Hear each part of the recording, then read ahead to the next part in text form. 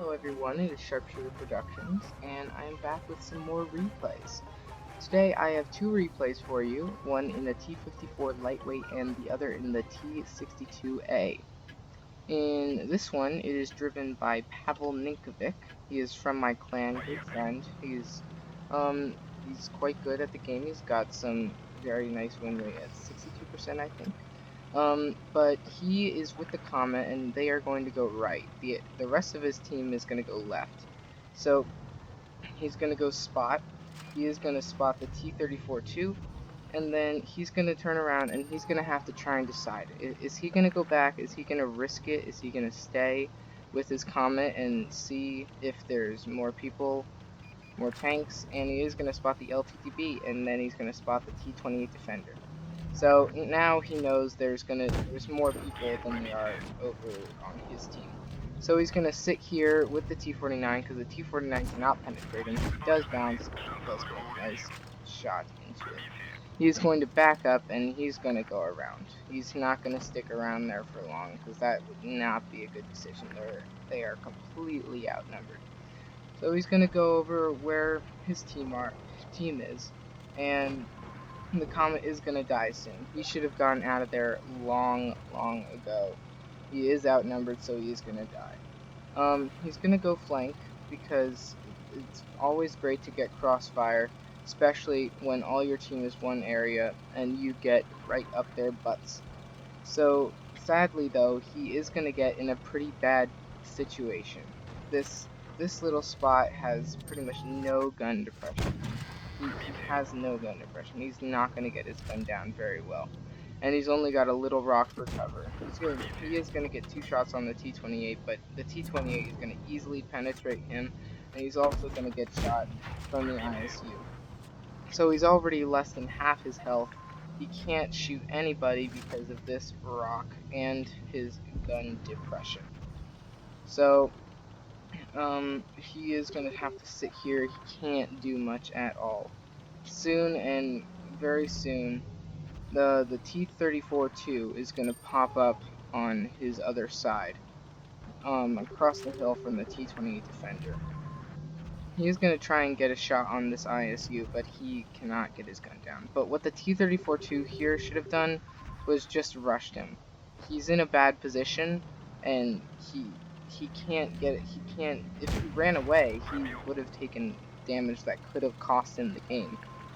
But the T-34-2 does not notice him and does ignore him, so he is going to get out of that position because that was not a very good position.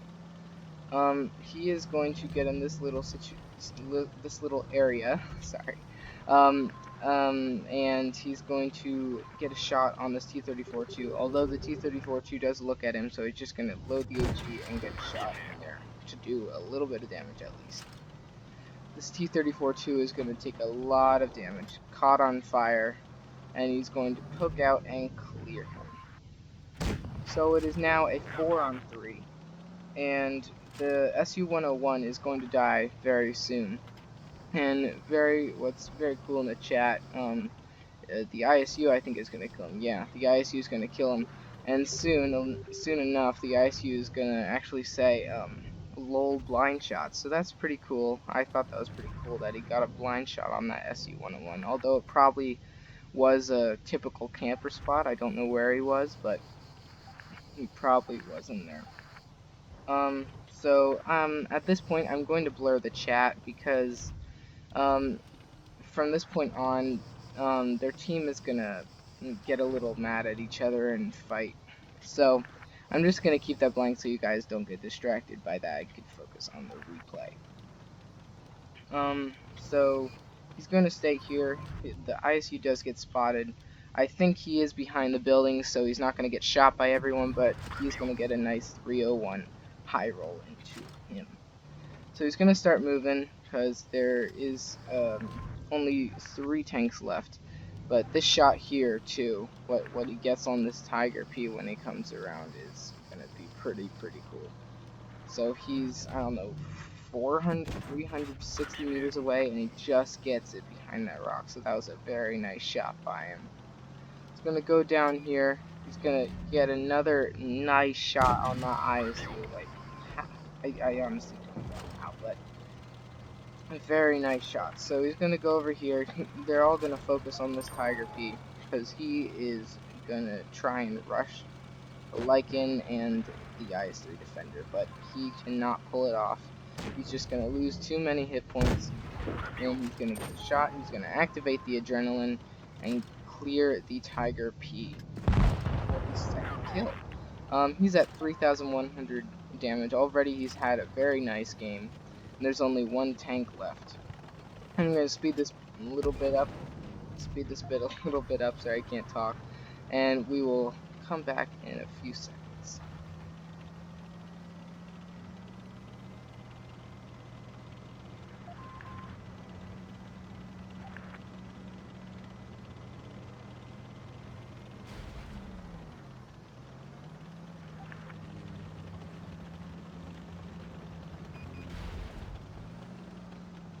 The T-28 is going to get spotted, and he needs to back quickly because he is a potential one-shot. This IS-3 needs to push because he can take a shot, but he shouldn't risk it at this point with 3,000 damage. He's going to try and get a shot, but the T-28 I think is a pretty good player, so he's going to keep looking at that T-54 trying to get a shot off to clear him before he dies if he does. So the IS-3 defender is going to rush him. He gets a nice shot on the side of him. He does bounce, so he's gonna look at him, load the APCR, and shoot for his third kill.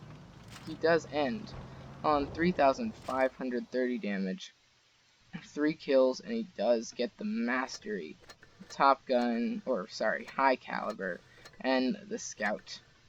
So let's get into the second replay of the T-62A. Okay, so here we have a second replay for you. This is the T-62A, which recently got buffed actually, from 5 degrees of gun depression to 7 degrees of gun depression. I honestly have no idea why the T-62A got a buff, because now it's not really debatable against the Object 140, because it's got better gun depression, it's got better turret. I don't know if it has the same speed, it might have less. But there's just so many reasons now. I mean, the accuracy is better. There's so many reasons now why you would play the T-62A over the Object 140. So I don't know why that happened, but it does help the tank a lot, so it is now a quite good tank. Insight is driving it in this replay. He does get a mastery because these are the mastery replays. Does poke up and take a 357 damage from a sniper in the back. We are going to speed this bit up because it does take a bit for anything interesting to happen. But before we do speed it up, please go ahead and check in the description. I have a Discord server that you could join, and you can send plays. You can request to join the clan Gotten, Gladiators of the Night, and all other stuff in there.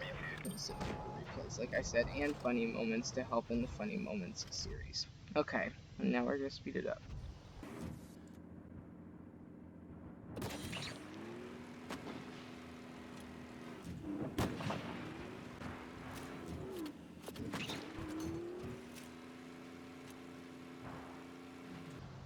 Okay, so now they are gonna start flanking. The Heavies did start pushing, but they started to turn back also.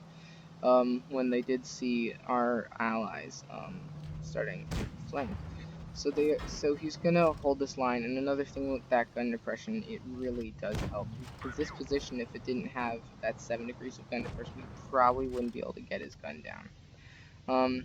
He's gonna hold this Conway and this M103 there, but he's gonna go back because he does get a very lucky bounce on that Grill 15 sniping.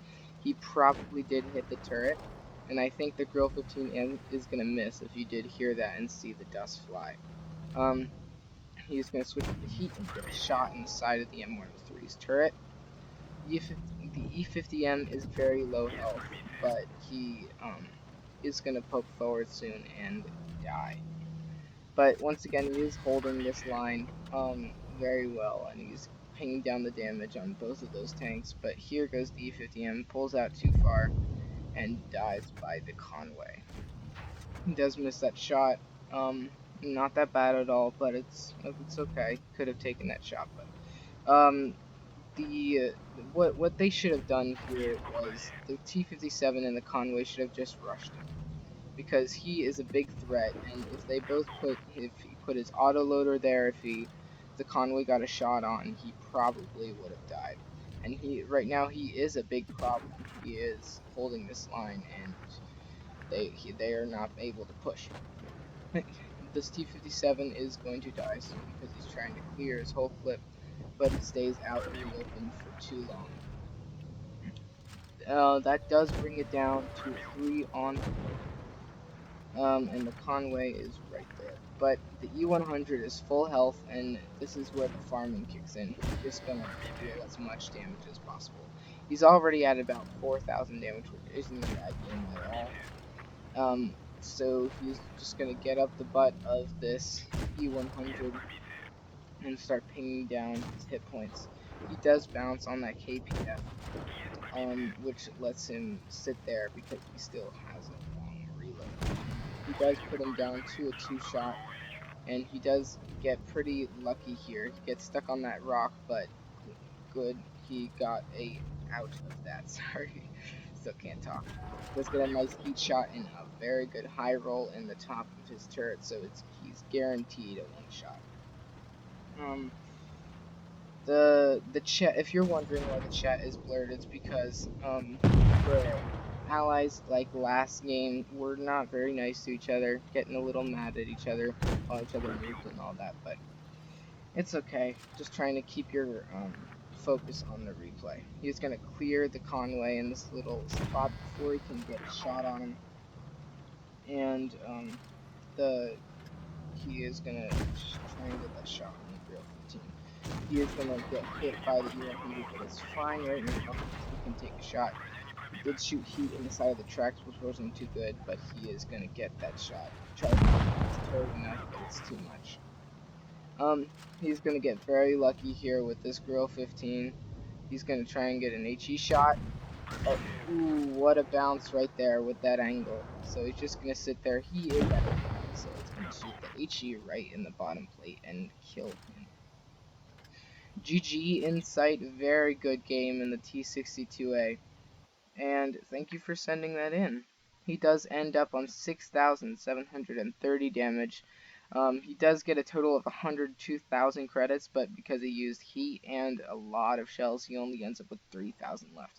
4 kills, Mastery, Top Gun, and High Caliber. GG. Make sure to go check the description for my Discord server. Like I said in the replay, it has places you can submit your replays and other funny moments, and join the clan if you want to. Thank you for watching the Sharpshooter Productions. Bye-bye.